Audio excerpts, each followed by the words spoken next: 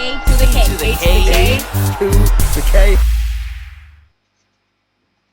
Hello, one and all. Welcome to the A2theK Wrestling Show, where we're going to do an episode of 10. We haven't done one of them in a while. I know, it's been a long damn time. It has. Could do Lizzo thing again, aren't you? I was tempted. He was tempted. But yeah, I feel like we've not done... You know what, I was saying this to you the other day. We've done that many predictions, which we love, and that many sort of... What do you call it? Like the Fallout from All Out and something like that, you know? Yeah. That many... Reactions and reviews. That, like, it just seems to be pay-per-views constantly. It's like, It's ridiculous. God, stop with all this enjoyable content. Give us a It's break. pay-per-view. But, yeah, we've not... our unique segments have been few and far between. They have. Interviews, success... The fame. It's just, Anyway. Yeah, we finally made time to go back to our roots, you know. back to basics. Do one of these segments. No, we enjoy a good 10 segment, so we thought, We do. you know what, it's been a fucking crazy year, It has. right? So, let's do the top 10 craziest shit that happened this year. So far. So It's very far. important that we say so far. So far, Because we're only in because, September. well, only, you know, Christmas is coming. I mean, Lord knows what Christmas is going to do for the rest of the world. But Anthony, not that we planned this, because we didn't, but speaking of Christmas, you know what would make a fantastic gift? You know what, Carl? Regale me. What are you getting me this year? Well, I'm going to get you some beer from Top Rope. It'd be helpful if I pointed downwards, though. Right Well, that there. doesn't really help either, to be honest. Whoa. So, Whoa. yeah, show the people this week. This week, again, you may know from our social medias, guys, so you're up here, I'm sorry, that we have partnered with Top Rope Brewing, and this week we are talking about Top Rope Tuesday, and we're talking about Papa Mango, which is kind of see-through. That's not in real life. In real life, it is not kind of see-through. It's not an empty can. But Papa Mango is the pairing of mango flavour, Papa Shango, not Papa Shango flavour. Is he in there? We did and, not, just to make it clear, after we interviewed The Godfather, we did not murder The Godfather and put him in That beer. is true. That is true. There's That's no not a proof rumour we won't of start. that. Anyway. But obviously, a delicious IPA with infused with the flavour of mango. And Absolutely. I was super excited for this one, Carl. And it has proved to be an absolutely delicious. delivered. It has delivered. It has really delivered. Bloody beautiful. And So, we have a few in stock that we're going to, each Tuesday, Carl, we're going to do Top Rope Tuesday. We're going to feature a different one. I have committed you to this in the last segment, so I'm going to do it again. Yep. Next week's is going to be Cold Stone Cream Austin, because you're super excited about it. An ice cream flavoured IPA, Carl, which, yeah, fair enough, that sounds Who wouldn't be? awesome. You know, who wouldn't be? So we'll be talking about that one a little next week, but so far that is an absolute hit. I would recommend it to anyone, and there are tons of other options we don't even have yet. Obviously we're going to be going through them as quick as we All can. of them. But if you're tempted and you want to try some, you can either order the Papa Mango because I said so, or you can order a few different examples, samples, whatever you want to call them, and you can actually get 10% off by using that code right there. That's right. A2theK10 at topropebrewing.com. So whether it's Christmas, whether it's the weekend, whether it's right now, get some. Do you know what else you can get It'll right feel now? like Christmas if you ordered some now. It would. Real present, from you to you. So yeah, speaking of present from you to you, let's do this segment. Let's do it. Let's do it. So Who's first? I think it's me. You're first. It's me. So no, coming in at number 10. In terms of the craziness of 2022 so far is Forbidden Door. Forbidden Door. When did we ever think, Anthony, that we would have a crossover between two major promotions? Now, obviously, it wasn't WWE, of course. I don't think anyone ever expected WWE to be doing any kind of crossover. You know, we had that little vague mention from Triple H and say, "Oh, WWE is open for business when it comes to." Yeah, okay, I guess. Not, you know, because you can watch Progress on WWE. Yeah, WWE Network, it's on there. Except unless you don't have WWE Network anymore. Well, exactly. Might be on Peacock. I don't know where it is. Peacock has got a few different indie promotions now, apparently. Oh. I don't know if that's the doing of WWE or just they've decided to put wrestling on there more and more. I don't know. But Interesting. Yeah. Subscribe today. Yeah, why not? Unless you're in our country and you can't get it. Yeah, that's true. Sorry, you were saying about some doors? Yeah. Oh yeah, the Forbidden Ones. They were crazy. But yeah, I think madness to think what we actually were able to do, and considering all the injuries and all the stuff that prevented it being even better than it was, I think that it delivered. I think Tony Khan said it was the biggest pay-per-view buy for a first-time event that he put on. Yeah. So I mean, the thing is with this one, this is a difficult one for me to sort of discuss because one half of this Forbidden Door, or the people on the other side of this Forbidden Door, never watched New Japan really. I know New Japan's huge, I'm not disrespecting it, but I never watched it, so a lot of this was lost on me. I think you were in the same boat. And the credit I give Forbidden Door so much is that they got me invested in something that half of it I didn't know. Half the people I didn't know. Yeah. Half the rivalries, half the characters, half the gimmicks. I just didn't know, and I had to learn from afresh. And I think they did a good job of getting me invested in those matches. Yeah.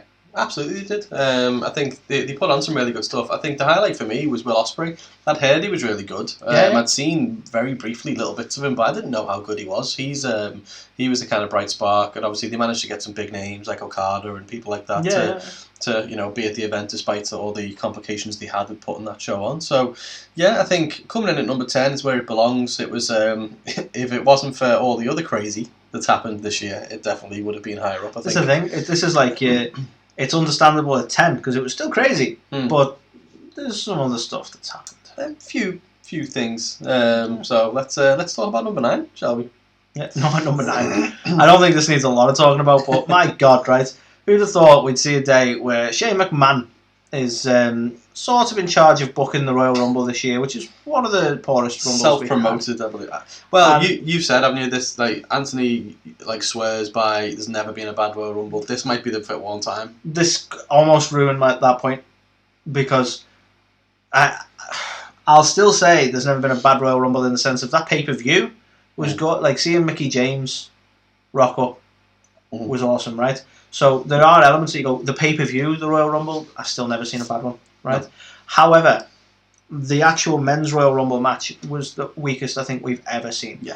And sadly, the person booking that for the most was allegedly Shane McMahon. Okay, Shane McMahon, he's Vince's son, he's bound to have a few misses here and there, but that don't wash in the McMahon family. So the crazy shit that happened this year was Shane McMahon being fired by his own father. That's just so funny to me. It is mental, isn't it, to think about it. And I know, obviously, Vince and Shane have got somewhat of a tumultuous relationship, if you will. Trying to do a Cody Rhodes and say big words. But yeah, to see what unfolded. So obviously, he got in a massive spat with Randy Orton before he even came out, and the numbers were switched or something. And obviously, as people could tell, he didn't come out super happy. He just came out with the fucking face of thunder. And when he got back, Randy Orton had kicked off to Vince. Everyone had kicked off about how they were treated. Shane trying to take up more time and get himself more over in the match. And so Vince was just like... this isn't actually the first time Randy's got someone fired. This is true, actually, yeah. And wasn't that guy, character-wise, meant to be Vince McMahon's son? Mind blown. I feel like we should superimpose when your mind was blown in an episode of What If versus that, but that is fucking good point, that, actually. Who knew? Well, no, I kid. Randy didn't get him fired. He got himself fired. So, yeah, Shane McMahon getting fired by his father, I think is... definitely pretty crazy and warrants number 9 on this list. Yeah. Again, still not the craziest thing. Still not the craziest. There's plenty more. So a positively crazy thing for number 8. Now made up to see this. We've spoken a lot of times, and I think we've always credited Medusa for being very vocal about this as well. As you see a lot of returns in wrestling from people in their late 40s, 50s, whatever. On the men's side, like your 70s, Goldbergs, Rick, loads of people that come back, but you never really see it in the women's division. You don't. We were very surprised at the fact that Lita decided to come out of retirement briefly this year, and now people will be like, oh, it was for the Saudi show or whatever. Like, it doesn't matter. People don't necessarily just say that about Goldberg. They're like, it's Goldberg. Yeah, that's fair. So, to be honest, I want to see more of this, and this was such a good move. And it was received so well in the sense of because she didn't just come back for a show, she come back for a bit a program essentially, and it went down so well that I was hoping this is going to encourage even more, and so far no. No, I mean we had Trish making an appearance in Canada. Beth Phoenix making an appearance as well. It's a little bit, but it's. I was hoping for more of the same way, like you say, the same way you see Goldberg come back, or the same way you see come back Edge come back. A bit of a program, don't they? It's not just a one-off. Exactly, yeah. Has been the case, but yeah, I think and fair play to Lita. She looked good in their matches. It didn't like she'd really lost much of a step at all, and the matches she put on, I thought were fantastic. And her and Becky playing off each other in the storyline, everything. It was fantastic and great. And like you say, one of the better crazy things that happened this year because. It's what I like to quote a phrase you like to use. I wouldn't have put it on my 2022 bingo card, no. but I'm so glad it is there. Yeah, me too. And I think, hopefully we get to see a lot more of this stuff. But it was awesome to see. I remember when a music just kind of played and we were just like, what the hell? Like, Lita? What? So, yeah, thoroughly enjoyed and thoroughly crazy. So that came in. Thoroughly crazy. It's another t-shirt coming. Indeed. So, coming in number 7, Anthony? So, number 7. Not only was it crazy enough that Ring of Honor was on the verge of, I was on the verge. It closed its doors. Bankrupt. That's probably not the right word, but closed its doors. Not only was that crazy enough in itself, but the fact Tony Khan was the man who purchased Ring of Honor and the Ring of Honor property, and now we're seeing Ring of Honor titles and such being Ring of Honor pay-per-views being essentially AEW owned, was just damn crazy. Now I remember when this first happened, like the news about Ring of Honor sort of releasing all their talent and such first hit, and everyone was talking about, WWE are going to buy it, the back catalogue's going to go into the network, and that'll be that. And that made a lot of sense. There's a back catalogue featuring a lot of their talent. So you go, well, yeah, that makes a bit of sense that they buy that, and then all the history's there. The same way you got all the old WCW stuff, ECW stuff. I was so expecting WWE to buy this. So the fact that Tony picked it up and is essentially slowly using it as another brand, fucking awesome. Yeah, I mean, so firstly, as you said, there's multiple parts to this. The fact that Ring of Honor nearly went under is crazy in itself. Oh, yeah. The fact the person who bought it was somebody who already had their hands full with owning Fulham, owning the Jacksonville Jaguars, owning AEW, getting another wrestling company, has become very hands-on in that company. As we clearly know about Tony, he's got a lot of fucking money, as he likes to point out.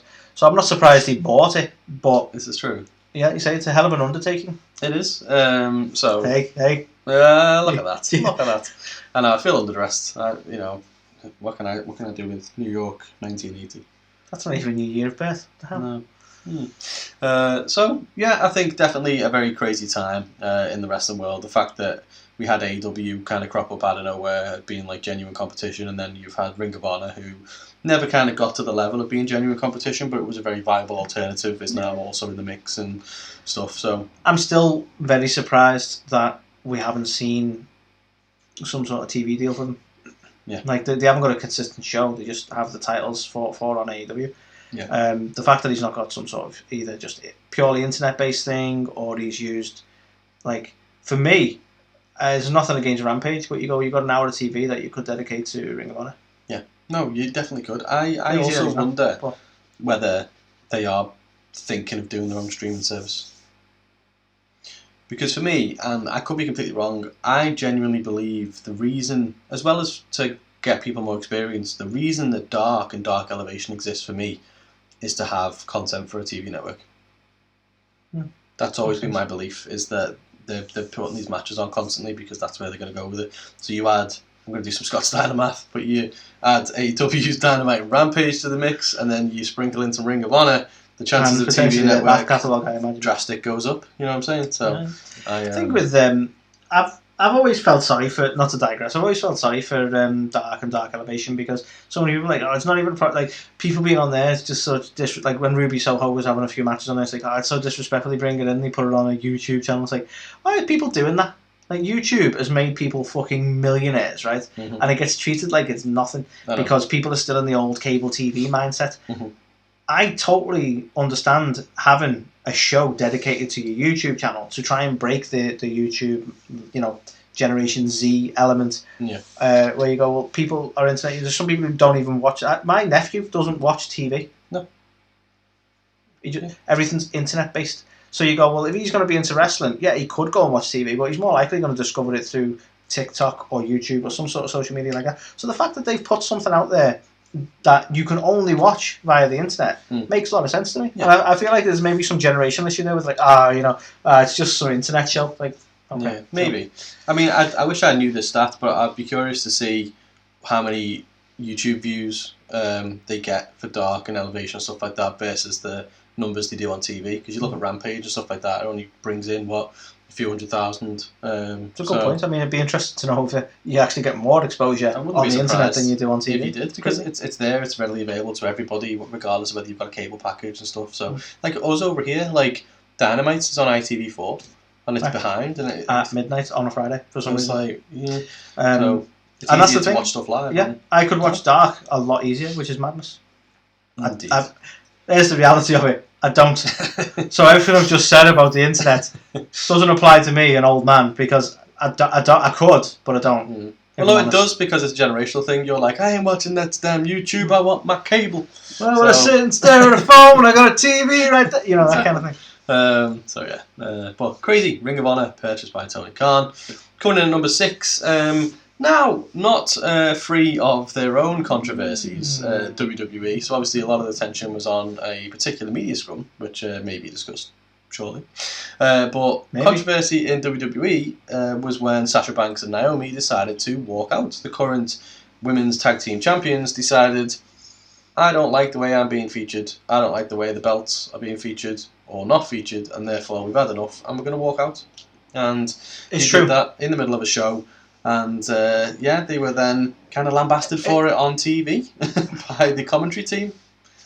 That's the only thing, right?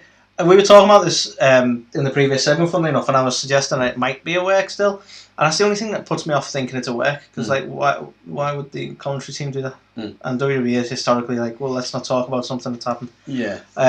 So I really don't understand what's going on here. And the belief is that they are going to be back. You know, they are still in contract, but they are going to be back. That, you know, smooth sailing in the future.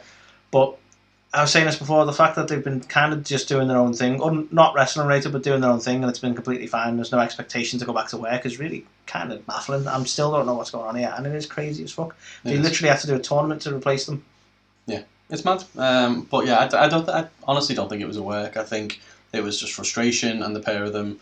And I don't mean any disrespect to Naomi when I say this, but I think she put a lot of faith in Sasha to also just go along with it, because I feel like WWE may have been like, oh, fine, we'll release Naomi, but we can't release Sasha. You know? Here's the thing. They were never really a tag team. No. They were randomly put together like WWE tend to do with tag teams. I mean, they had like they're more of a tag team now. This is true. They do everything outside of WWE than they ever have been. Because like you say, they do everything together now. And then when they come back as a tag team, I'll believe it so much more. Yeah. Fair play. Long-term storytelling. That's all long-term booking. So definitely crazy to have your stars walk out, you know, in the middle of live TV, and then obviously have to be addressed on air and all that good stuff, and bring the titles into a crazy time. Yeah, indeed. Okay, it's been a crazy time. For those who are listening, you don't know what it is yet, but for those who are watching, you can see what we're about to talk about. This is probably going to be the longest topic of the night, and this is the very recent, very topical, and surprisingly not even number 1 of our top 10, is the post All Out Media Scrum. That's the one. Or more specifically, CM Punk's Muffin Rant. Do you know the Muffin Rant? The Muffin Rant? The Muffin Rant. So, oh my god, what fucking happened here? Like, I think you put reality in my head here. So he just went off, right? We had this scroll. He went off. He decided to talk about Colt Cabana. By all accounts, no one fucking brought it up by him, so I don't know what that was about. Started to talk about the EVPs and them not being able to manage a target. Seen some fantastic memes on the back of that. And took a pop at Hangman, and you know the only people he put over, I think you rightly said, was someone from NXT.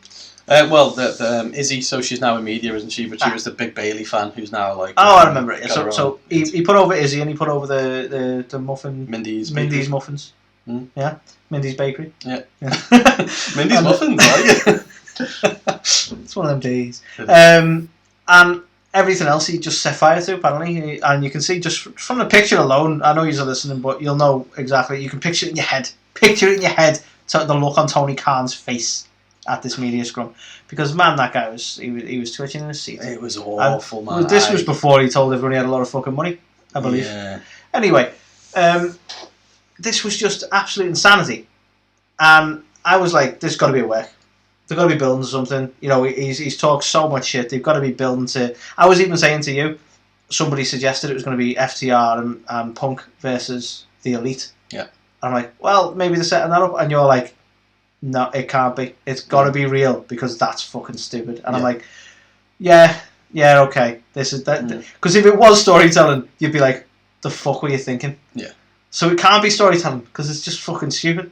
So I have no choice but to agree with you. There's no way this is a work. I mean, it's quite evident it's not a work now. With, you know, not only did we get this actual like blowout in the media scrum, we had a fucking actual fight after the fact. We've got people being suspended, people suing each other. Apparently, maybe. Steel bit a guy. Did he bite? Yeah, he bit Kenny. Guy. I think he bit him in the ass. It's like, oh my god, you bit Kenny. Probably big though.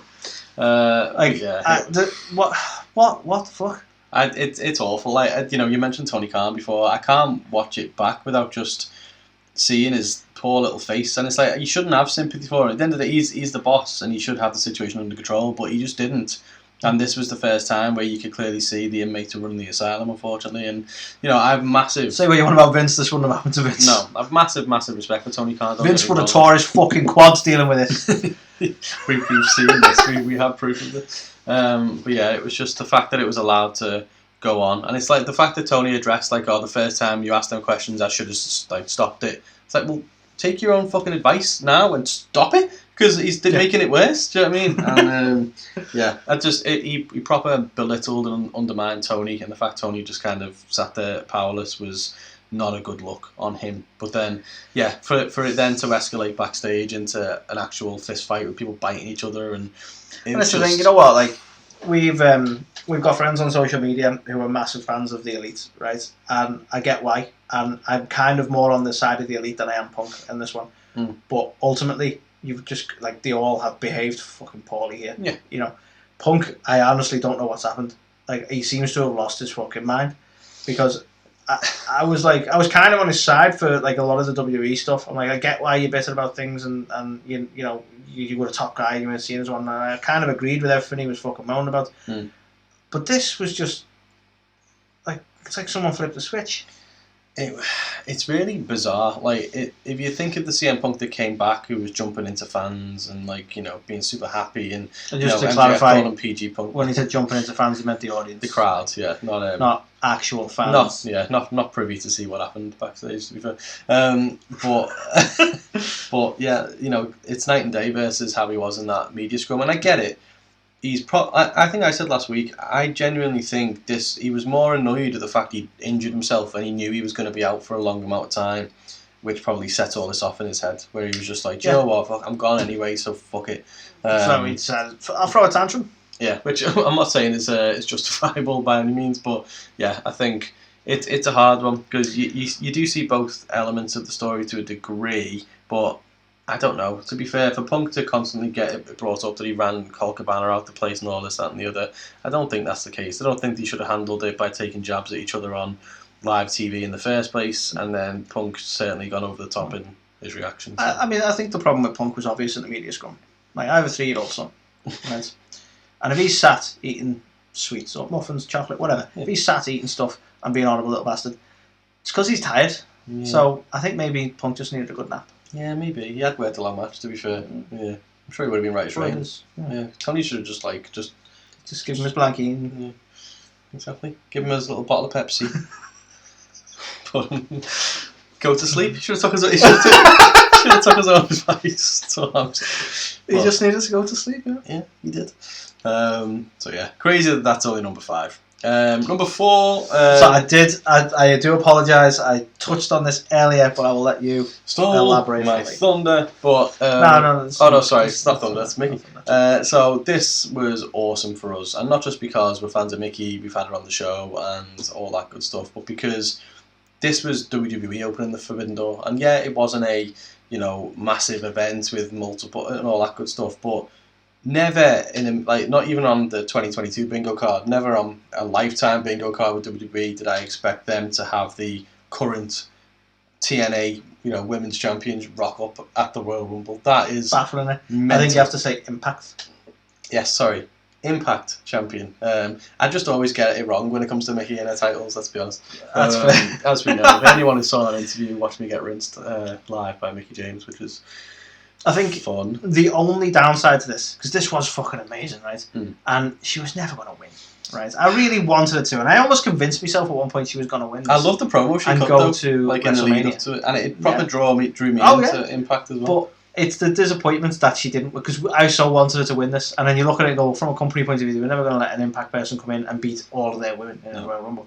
but I really wanted that to happen. It's a shame that she was just like unceremoniously dumped out. They could have had a stronger... But again, we were being marks about it, so Yeah. I take that. Like, I always try and draw back from that, because at the time we were so pissed off, because like, she didn't even get long enough, because we'd have been like, she should have come in at number 1, left at 30 and won it, because that's what we wanted. Yeah. But the reality, you know, like, it was still a fucking crazy thing to see. The fact that we got to see the promos beforehand, and you know, like you say, absolutely sold you on, like, is she gonna do this? Is she gonna go to WrestleMania? Imagine that. And then, you know, you get to see her rock up and come out to... She didn't come out as WWE Mickie James. She come out as Impact Mickie James, Hardcore Country. Which was fucking awesome. And you never thought you'd see her on WWE stage. No. So, absolute insanity. Yeah, loved it. Loved every minute of it. And as you say, yeah, maybe we were being a bit unrealistic to expect her to get that far. But I mean, I think it's a missed opportunity. Like, why would you not take her to WrestleMania and have another match there? Yeah, that could have been so cool anyway. And at least she should have had like the Mr. Perfect treatment where, you know, he came back out of nowhere, no one expected it, and then suddenly, you know, he just didn't like the Final Four. And it was just like, you know, he didn't win it, but she could have. You know. Can I ask though, with this, do you think it would have had more impact had you not known about it and she just turned up? Yeah, the fact that it just kind of got revealed as part of it, and here's some Which participants the Perfect thing. Yeah, and it was just like, what? Because I was convinced that they had mentioned her and we were going to get some other Impact stuff going on. So we were going to get someone rock up in the men's maybe. And she was literally the only Impact thing that happened there. Yeah. Yeah, I think it would have been more impactful, definitely, if she just rocked up. And very minor digression, but I saw something this week. Apparently, Cult of Personality was played on one of the commercials on Raw. Yeah, I seen that. Some lad on Twitter, apologies because I can't credit it because I can't remember who it was, but some lad on Twitter said he walked out of the room to get a drink and then heard Cult of Personality playing. He was like, "What?" And it was an advert. You would do, wouldn't you? Like it's mental. But yeah, I think well timed. Definitely a crazy thing to see Mickie James back in the WWE as Impact Hardcore Country Mickie James. Indeed. You know what? Again, you go. Is this me? It's me, isn't it? Is it me? No, it's me. Is it you? Yeah. So many of these, Carl. So many of these. I put a pause for dramatic effect, and you filled it with questions. Sorry. So many of these, Carl. Right? You go. Oh God, surely this would be number 1, right? And this is one of those, right? I was convinced this was. I'll tell you what I was convinced was going to happen here. So, for those of you who wonder what number 3 is, it's Cody Rhodes returning to WWE. Not just Cody Rhodes returning to WWE. The American Nightmare. Cody Rhodes returning to WWE. Well, coming to WWE. Mm-hmm. I was utterly convinced when Cody left and he'd done his statement about how much he loves AEW, but he has to go now. His planet needs him, all that bollocks, right? I was utterly convinced he was, because Bound for Glory was not long after this, after he made his statement. And I was utterly convinced Cody's going to rock up at Bound for Glory, he's going to win the Ring of Honor title, and he's going to be the guy for Ring of Honor, to push Ring of Honor as this Tony Khan's newest promotion and make it a big deal, because he is a big as much as I fucking moan about him probably weekly at this point, he is a big deal. And I was like utterly convinced. Now this is a clever plan between him and Tony. They've always been really close. He fucking started AEW. This is what's happening. Ring of Honor, that's what's going to happen. Bound for Glory came, Bound for Glory went. I was like, okay, I was wrong on that, but he's definitely not left AEW. I was convinced, Carl, right? And then so many people were saying he's going to WWE. Like, nah, I don't believe it. So many people, he's in the airport. Nah, it's not fucking happening. And I think you got to a point you were like, no, he is. He's going to rock up. It seemed. I was so unconvinced that even when everything went dark at WrestleMania, and you turned to me and went, it's Cody Rhodes. And I'm like, nah, it's not good. Yeah. Like, he could. I'm honestly certain he was walking down the ramp, and I was still going, it's a work. It's a work. It's not. There's the little music, didn't it? And I was like, that's his music, and you were like, nah. It was mental, wasn't it? Honestly, I'm going to go for an overdramatic statement here. I find this. It's so hard to describe how surreal and weird this was. Yeah. Like, it was so weird seeing him in a WWE ring, seeing him, like, because the production's slightly different in WWE, and this is where it sounds possibly a little bit overdramatic, seeing him so clearly, if that makes sense. So high definition. It is. I'm like, that's the AEW guy. Yeah. Like, same music, same attire. It was. Same everything. It had such a big... Same ego, same jacket. Same big words. It had such a, like, Monday Night Wars kind of, you know, what's Scott Hall rocking up here on Nitro doing, what's Lex That Luger is probably a modern day, like, closest we've got to that, really. Yeah, it was mental. It, like, to see, like, the same presentation and everything. And I think because it was just so unexpected. Like, a year prior to that, probably not even that long, there was no chance of this happening. He was literally said that he was retiring AEW and all this kind of stuff. He was like, you know, AEW's Ellis Island for a professional wrestler and not like going on all these things, and you know, he buried WWE and all, and then it's just like, holy shit, he's gone back. And to be fair, how stupid are we? Because it, like, of course he would go back. Like, the story just fucking makes sense, doesn't it? Like, it's crazy that you couldn't see it at the time, but I'm gutted for him because the story was there, and I'm sure he's going to come back and he's going to fulfill that story. But to win that title, on behalf of his dad, who will remain nameless because it doesn't need to be named, does it? Let's be honest. Was his dad in the business? His dad was in the business. His granddad wasn't. But this was just so surreal, and it was. Look, I'm not trying to throw negative in at the end here, but I'm going to say one thing because no one seems to agree with this. But I swear, right, we were all so dazzled by the fact he's here in WWE that we give this match such a pass. I think people massively overrated this match. This match, it wasn't a bad match. No, it wasn't a fucking brilliant. People were saying it's the best match they've ever seen with the lives. Somebody right after WrestleMania said 5 stars. It wasn't. It's like it was not 5 stars. Like, it was great seeing him in WWE. It was a good match. Seth was the perfect partner, but it wasn't a great match. They had better matches subsequently. Yeah, you know, and like he botched several times in the match and stuff as well. Like it was fine, but people properly just. I'm all for like that moment was fucking brilliant. It was surreal. There was a recency bias, wasn't there? Let's be honest. Definitely. Crazy stuff, and I can't wait. That's all I'm going to say about. No matter how overbooked and the criticism I've given him about being overbooked in the past, he is one of the best promos ever. Who makes you feel something every time he's on that fucking mic. So he did subsequently overbook himself in a steel cage match when he decided to wrestle with a torn bicep, even though he didn't have to, and it actually was quite unsafe and stupid. But yeah. Other than that, can't take the overbookingness out of the boy. Take the boy out of AEW. That's a shirt right there. So coming in at number 2, again, who had this on their bingo card? Jesus Christ. Stone Cold Steve Austin comes back out of retirement to main event of WrestleMania. And people will be like, he didn't, did he? Well, he fucking did, because he main evented night 1. He had a match, right? We didn't know where this was going to go. The fact that... This was the right fucking choice as well. Yeah.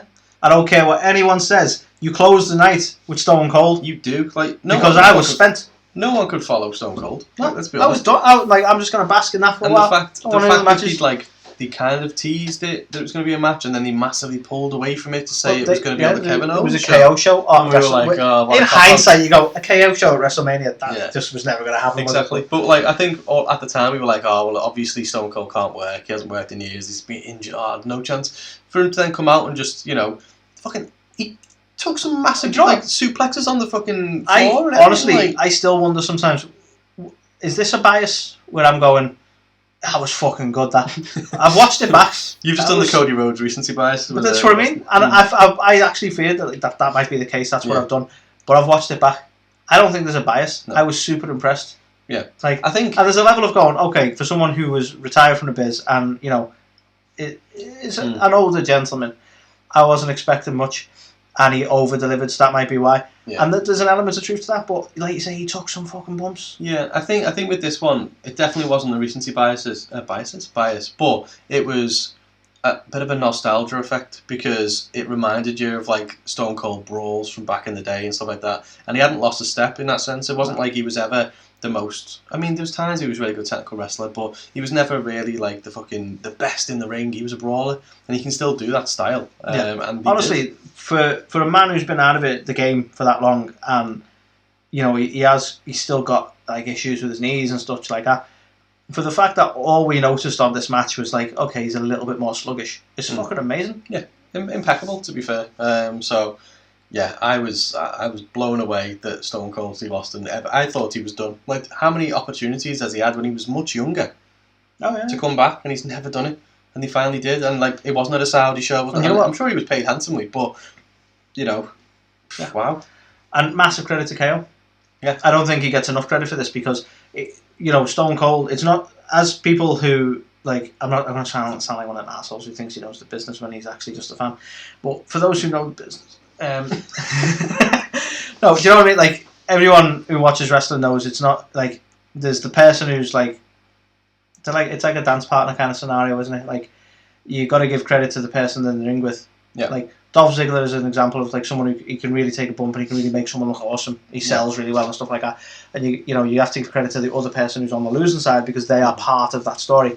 And much credit to KO. He is like the best person that Stone Cold could have done this with because he obviously looked after Stone Cold massively. In terms of like the spots they were doing, and he was trusting him to do some really dangerous spots in some senses.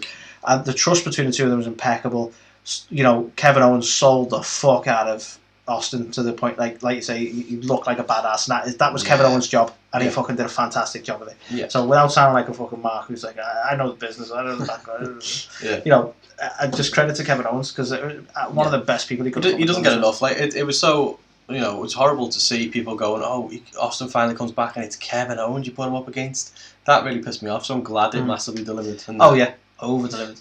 For the pair of them. But so that was number 2. Before we go into number 1, I think there's some honourable mentions. Honourable mentions, Carl. So we have Clash at the Castle has to be an honourable mention, Carl. Because this might not be like the biggest deal to a lot, but it was a big deal to the UK because it's the first time we've had a pay-per-view in the UK since 1992. Yes.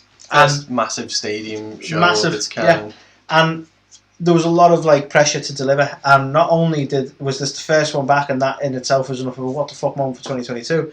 This was a total win as a pay-per-view. Yeah. I know, okay, we had some reservations over how it ended because we had Tyson Fury serenading Drew McIntyre. That was kind of a weird ending. Yeah. But this pay-per-view overall, pretty much all of it delivered massively. So we were absolutely made up to see it back in the country. Yeah. So encouraged by the media afterwards, in which they were like, you know what? Yeah, we might come back. We might do more. We might do more in Europe. Although I don't think Triple H realises just how many castles there are in the world. But we can deal with that. That's fine. Maybe not call it Clash of the Castle. It's like, I don't know. You've got a few hundred castles you can work with for now. So yeah, that's got to be one honourable mention. Next honourable mention, Carl, will be Triple H running the show. Oh yeah, after everything he went through to come back and be in charge finally. I won't talk too much on that for obvious reasons. Yes. But Triple H coming back from his cardiac event and being like Papa H now. Oh yeah. The man with the keys. Papa don't preach. Mm-hmm. We have again. I won't talk too much on it. We'll sort of delve in. You'll understand why in a second. That's right. Brock Lesnar storming out after the whole Vince McMahon scenario. Was another crazy moment for 2022, which we can elaborate on a little bit further. And the last one was an honourable mention, maybe not one of the biggest, and I'm actually going to add another little one into this because it's a similar vein, but this was Johnny Knoxville and Sami Zayn and their match. And I'll also mention Logan Paul in this, in terms of big names in other media. Actually being signed as well to a proper contract, not just a one-off. And mostly because I was watching the Sidemen, because I'm down with the kids. I was watching the Sidemen earlier, and I've never respected you less. I know, but Logan Paul, like, for someone who has sort of been known for being controversial and a bit of a tit, like, you know what? He seems he's actually growing on me loads, to be honest. Like, what I watched earlier was fucking funny. He seems to be an incredible wrestler and a natural athlete. I find it hard to dislike. I know I'm not meant to try and dislike someone, but the internet tells me I should. Yeah. And I find it hard to dislike. I've always liked Logan Paul, to be fair. It's Jake Paul who's the bellend, to be fair. Just a massive bellend. But Jake's pretty cool. I like Impulsive and stuff as well. It's a pretty cool show. You just said Jake's pretty cool. Jake is pretty cool. Recorded just saying Jake's pretty cool. As long as you use it about... Oh no. Did I say the wrong one? Damn it! This is how this happens. This is why Logan's got such a bad rap, because everyone forgets that he's. I hate that. Shit, Logan. Yeah, I know. Hate that Logan guy. But no, I've been so impressed with him since he's sort of. Again, I'm of the wrong generation, really. I wasn't like following him on YouTube or anything like that. I don't know who he is really. But then he come along to WWE, and you're like, this dude's actually quite impressive. And a lot of people disagreed with me on this, but he had one of the best debuts for a celebrity getting into wrestling. Yeah, for me, he surpassed Bad Bunny, Pat McCaff, Gronky Kong.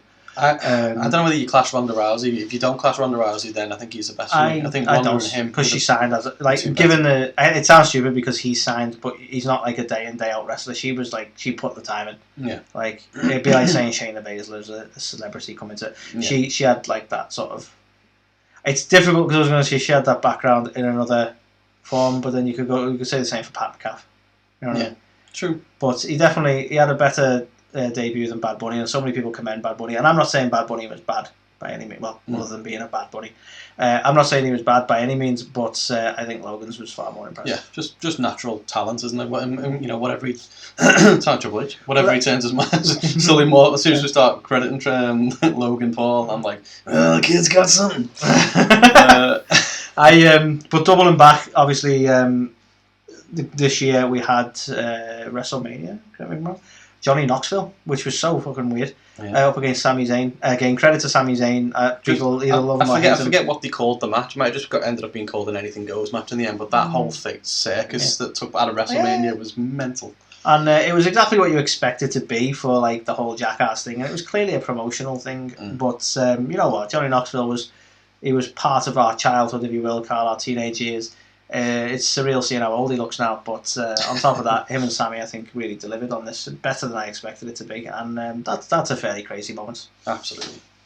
Well, the craziest one of all, Anthony, coming at number one, probably no surprises for anybody. Why I avoided two of them a second ago? Because how do you top Vince McMahon retiring from WWE? The man who bought the company from his dad, brought the territories together, and eliminated his biggest competition and had literally no one at his level for 30 years nearly? I mean, you can say whatever you want about Vince McMahon. He took professional wrestling and turned it into a global media mega power, right? Yeah. Like to the point where we're talking about Disney potentially buying it, and it's got $1 billion company and all this kind of stuff. Pro wrestling in the territory days was just something like going to the circus. Carney. Yeah, it was like going to the circus. You go and watch a wrestling show, take your kids or whatever, go home. That was it. He saw something in it and turned it into a spectacle. And so whatever you say about Vince McMahon, if you're an AEW only fan, you wouldn't have it without Vince. Let's be honest, you wouldn't have anything. That's the reality. Like he has his place in history in that sense. And I know obviously there's been recent controversies. Mm-hmm. He's not somebody you'd want to work for by any means, especially if you're a female in an office. But there's no doubt on the impact he had on the business, and even as an on-screen character, like, can you imagine the Attitude Era and our childhood, like our teenage years, watching wrestling without Stone Cold versus Vince McMahon? Yeah, and their long-term rivalry, you just can't. No, like, so the fact that he's like, by all accounts, retired, he's just nothing to do with it now. Yeah. It's just insane. I think it's still insane to digest. I think as well, we always said it, and we'd only ever see that. We think he would like die in the job, basically. Yeah, we would. It's like the only way he's ever going to leave is it like when. I mean, the fact that who was it? Was it Pat McAfee? Calmed down. He took a bump at the age of like 78 or whatever. Oh, it was Gronk when he jumped off the thing. Yeah, because Gronk was scared. To prove a point, in his 70s, he dove off. I can't remember what the height was, but it was pretty high up, wasn't it? And you're like, onto a crash mat though, you know what I mean? And at that point, I was like, yep. Yeah, and Gronk was like, "Oh, I'm not going to do that." But yeah, Vince, I think he's always makes you seem like a wuss. It's Vince McMahon doing it first, isn't it? Like, old man Vince McMahon. I mean, people act surprised with what happened to him and obviously why he retired and stuff like that. But his mantra's always been, "I'd never ask you to do something I wouldn't do myself." So it makes you think. Probably do anything, that guy, and we know. Now that's come to light, but listen, Annie, I never asked you to do something I wouldn't do myself. You know what I mean? Look, I'll be sure. But yeah, no, I think whatever you think about Vince McMahon, it's crazy the fact that he's just not a part of the wrestling business anymore, and I can't imagine Vince McMahon in retirement. Yeah, and this is the thing, like. What's he doing right now? Golfing? Does he like golf? I imagine he gets super angry. Exactly, he's just insane. But I'll double back to two of our honourable mentions I kind of only touched on because they were directly linked to number one, and Carl was going to discuss number one. But let's talk about, like, he was so important to some people. One of them being Brock Lesnar. That Brock, for a brief second, Triple H explained that it was a moment. It wasn't like anything more than that.